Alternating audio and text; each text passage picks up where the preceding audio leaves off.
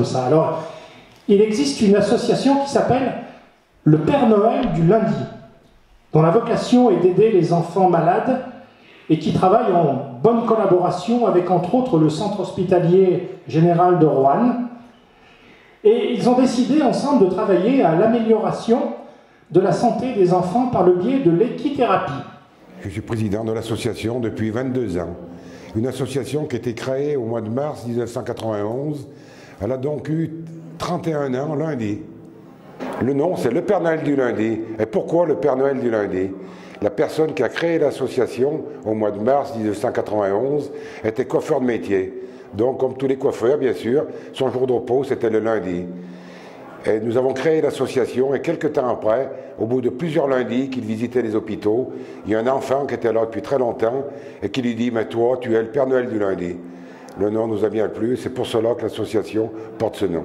Alors, quelle est la mission de l'association dans la vie de tous les jours ou dans la vie des lundis? Dans la vie des lundis, je dis le Père Noël du lundi, mais ce n'est pas uniquement le lundi, c'est tous les jours. Nos visites dans les hôpitaux sont principalement le lundi et le samedi après-midi pour ceux qui sont encore en activité. Nous venons en aide aux enfants en leur offrant des cadeaux, des jouets. Nous venons aussi en aide au personnel soignant en leur offrant du petit matériel. Nous équipons les salles de jeu, nous équipons des salles pour les parents aussi. Quand les enfants sont en soins, plutôt que les parents attendent chacun de leur côté dans les couloirs, nous équipons une pièce avec un four micro-ondes, un téléviseur, une cafetière.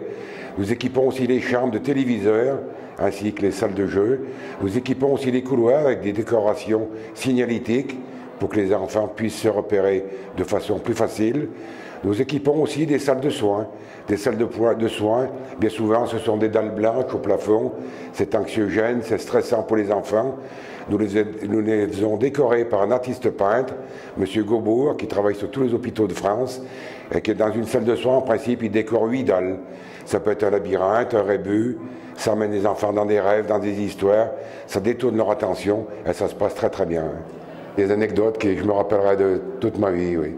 Comme cette petite, un soir de Noël, le 24 décembre, avant de rentrer dans la chambre, le personnel soignant me l'ont dit, au service oncologie de Saint-Étienne. Ils m'ont dit, elle est très mal en point, on va la débrancher, on va vous la mettre dans vos bras. Je l'ai portée pendant une demi-heure, 3/4 d'heure, je lui ai parlé, elle est décédée quelques heures après, oui. Je me rappelais toujours son prénom, elle s'appelait Céline. Nous soutenons aussi les parents, bien sûr. Les parents se sentent soutenus. Dans ces moments-là, c'est vrai qu'on se sent très seul. Ils comptent vraiment sur nous. On aide aussi les parents. Comme je vous disais tout à l'heure, au mois de novembre, nous avons participé aux frais d'obsèques pour un petit de 8 ans. Le papa était au chômage, la maman était smicaire. La maman s'est arrêtée de travailler pour pouvoir être avec son enfant. Et il n'avait pas les moyens d'offrir des obsèques dignes pour un enfant de 8 ans. Nous les avons aidés.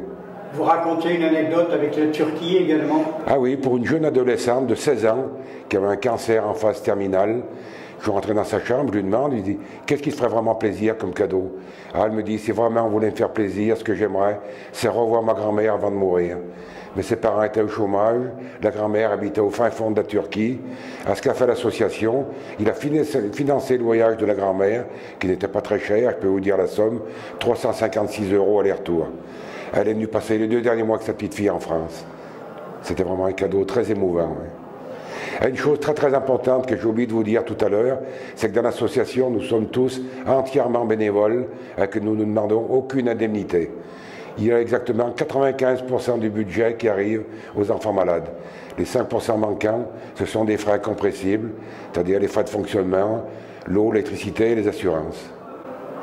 Gérard Gagnaire, vous parlez avec beaucoup de chaleur dans la voix, beaucoup d'émotion d'une certaine manière. Bien sûr, oui. Qu'est-ce qu'une opération conjointe avec le Rotary, avec les Rotary Club en particulier, celui de Roanne Horizon, peut vous apporter?